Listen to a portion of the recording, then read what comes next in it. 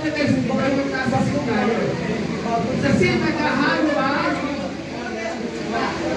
kaba,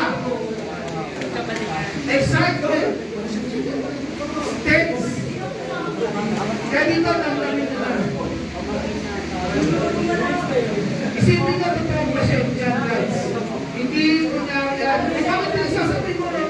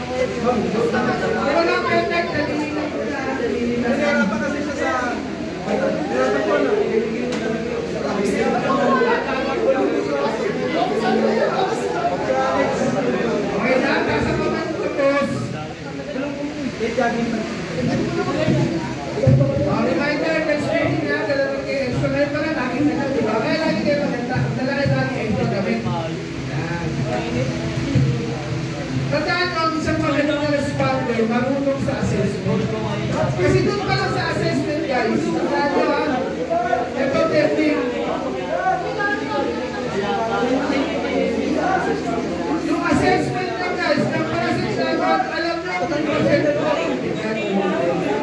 hindi kayo magpapanik. Sabi ko sa inyo, pagkakamit ko ngayon sa assessment. Sigurado yung pasyente niya, sabihin ko kayo yung palit. Okay lang yan. Relax lang tayo. As long as ma-assess natin ang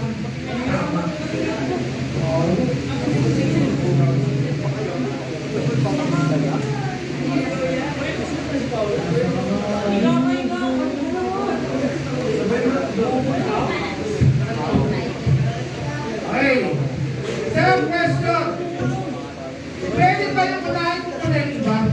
Actually, pwede yun. Meron. Isang kasi kung short-cut ito, possible na yung ibang part, makalimutan mo na. Kaya kailangan, masatin tayo, head control. Pero sabi ko nga kayo, kung sanay na kayo, kung lagi na kayo ng small spot kahit hindi kayo mag-head control, okay lang. Kasi alam nyo pa yung gagawin ninyo. Pero for the meantime, habang nag-aaral tayo, magandang tayo sa study.